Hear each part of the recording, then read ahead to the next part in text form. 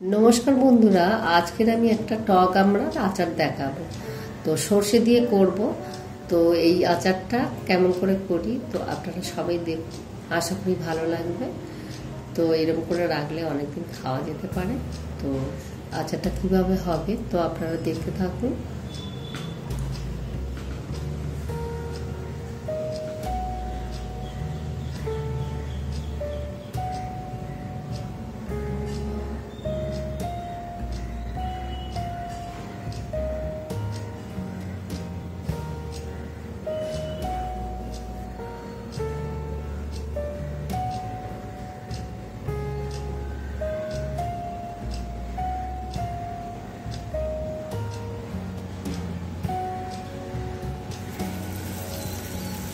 तो देखना ऊपर छादेर ऊपरे उठेছি। तो छादे कल आछे। तो এই আমড়াগুলো খুব ছোট আমড়া, একদম মানে বীজটা শক্ত হয়নি।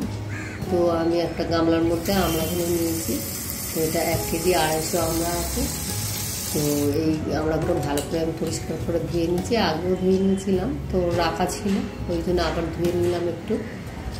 তো ধুয়ে নিয়ে আমাকে কী করতে হবে, আমড়াগুলো ভালো করে মুছে নিতে হবে যাতে না মানে জল থাকে।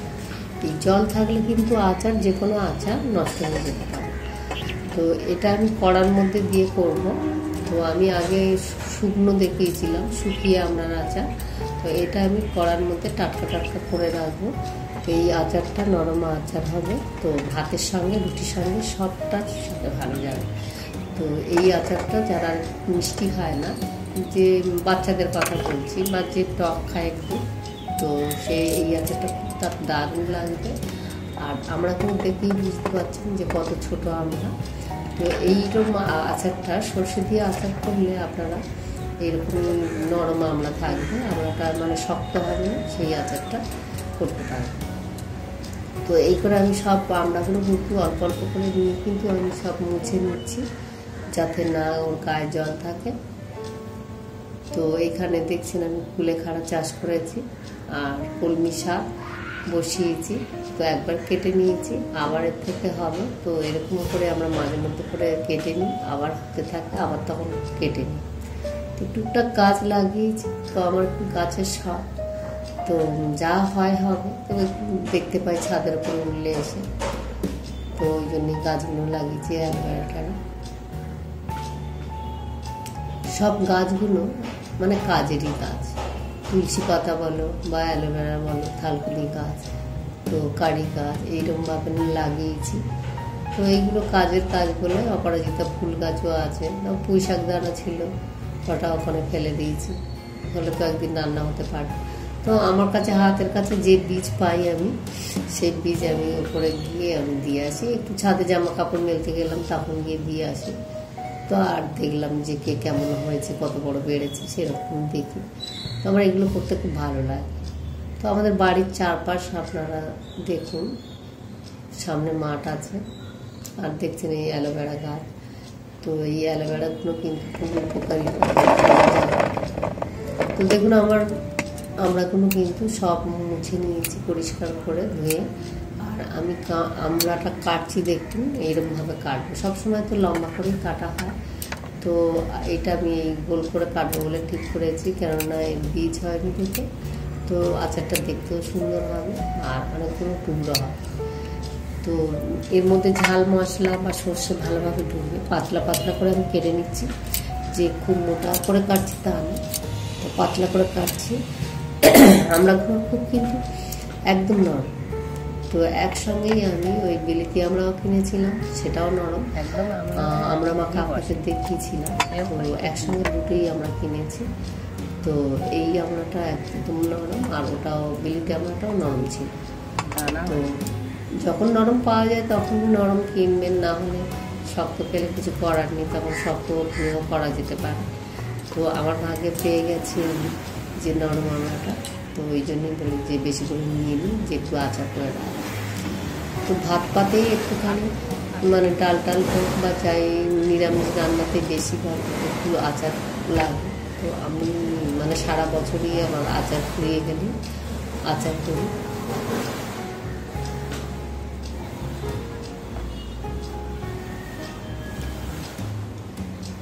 তো সামনেই দেখছেন খেলার মাঠ।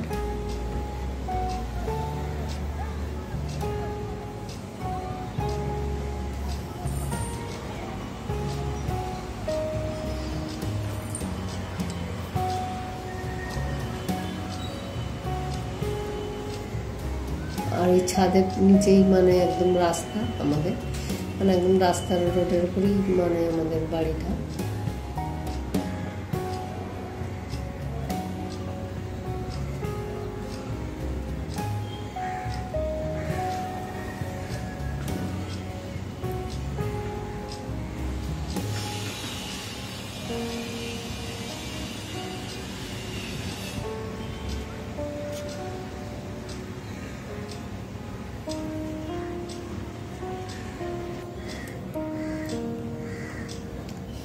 তো দেখুন আমি আমড়াগুলো সব প্রায় কেটে নিয়েছি।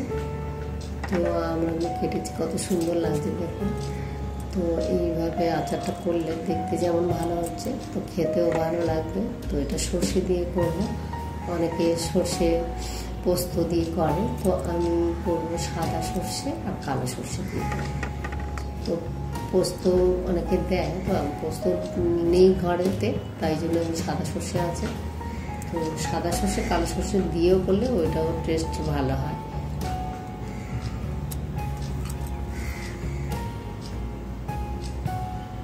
তো দেখুন আমি সর্ষে, সাদা সর্ষে, কালো সর্ষে, দুরকম সর্ষে, নুন, কালো জিরে আর কাঁচা লঙ্কা আর রসুন 4-5 কোয়া রসুন নিয়েছি। তো এই আমার মশলার মধ্যে লঙ্কা যে যেমন খাবে লঙ্কাটা দেবেন, আর কালো জিরে দেবেন সর্ষের সাথে কালো জিরেটা দিলে ওর একটা ঝাঁঝ সুন্দর হয়। তো ওই জন্য কালো জিরে ব্যবহার করবেন। আর সর্ষের সাথে একটু মিষ্টি আর একটু নুন দিয়ে দেবেন, মানে চিনি আর নুনটাও দেবেন, তাহলে তিতো ভাবটা থাকবে না।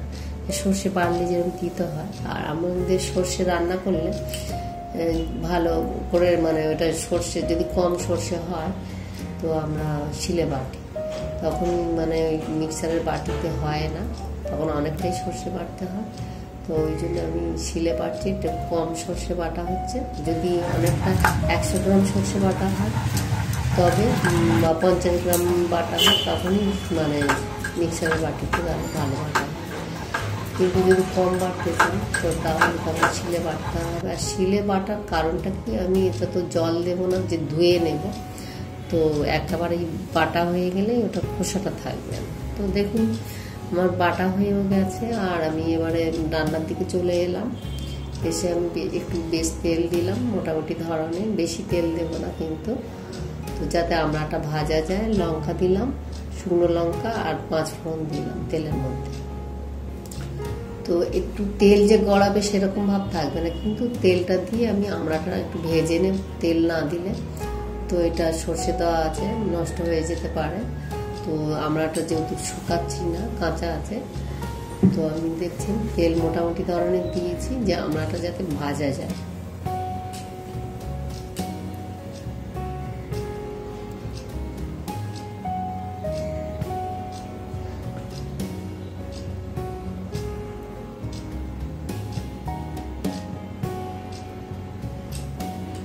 এই উল্টে পাল্টে আমি এবার ভেজে নেব।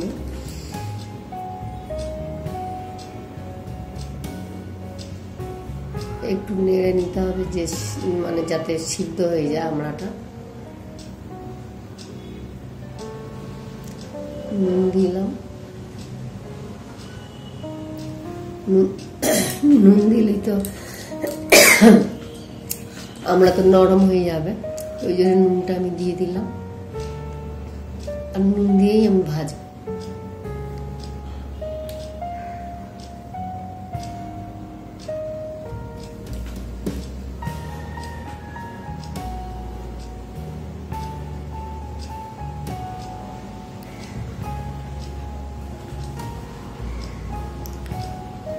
নুন দিয়ে একটু নাড়াচাড়া করে আমি হলুদ লঙ্কা সব দিয়ে দেবো, লঙ্কার গুঁড়ো দিয়ে আমি নাড়তে থাকবো একটু।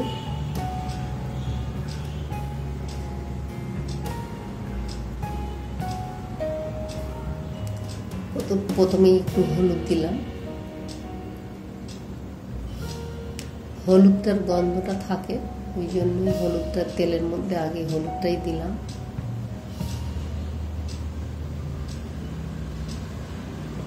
তারপর আমি একটু অল্প করেই লঙ্কা গুঁড়ো দেবো, কেননা আমি সর্ষের মধ্যেই তো কাঁচা লঙ্কা আছে।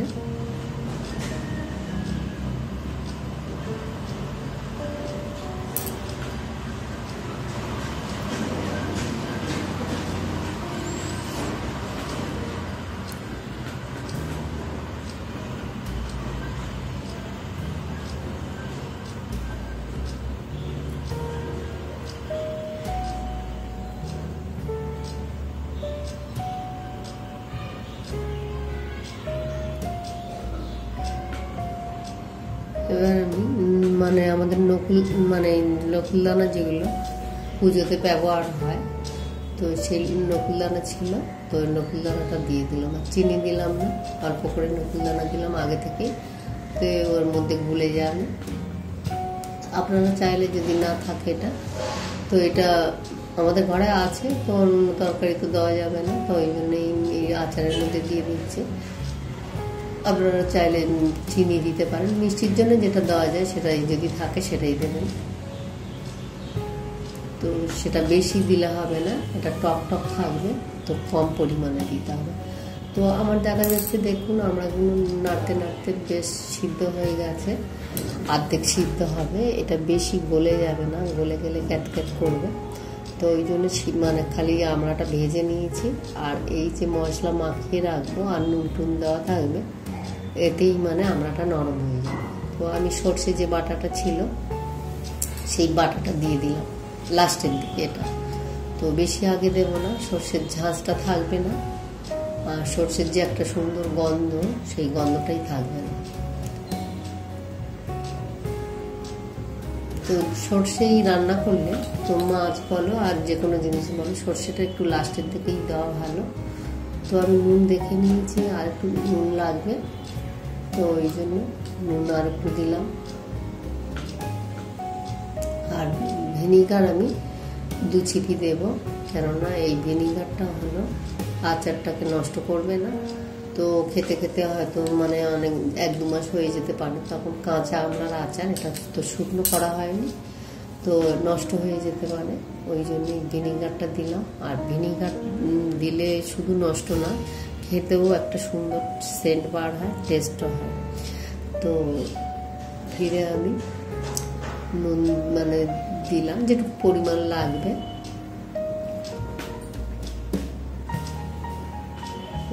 বিন নুন আমি ফিরে দিলাম, এমনি নুন তো দিয়েছি, তো আবার বিন নুন দিলাম। বিন নুনটা দিলে কি হয়, তো একটা সুন্দর আচারের একটা গন্ধ হয়, তো লাস্টের দিকে আমি বিন নুনটা দিলাম।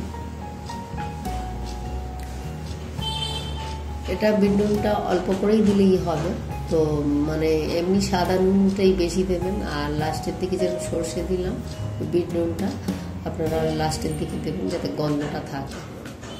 তো যে কোনো রান্নাতে আমরা কিন্তু বিট নুন ব্যবহার করি না, কিন্তু খাবার সময় আমরা যেরকম দিই, তো ওইটা আমরা নামাবার সময় দিই। তো দেখুন আমি একটা বয়েল নিয়েছি, ওর মধ্যে আমি মানে নুন আগে দিয়ে দিয়েছি, নুনটা তলার দিকে থাকলে মানে আচারটা ফাঙ্গাস লাগবে না।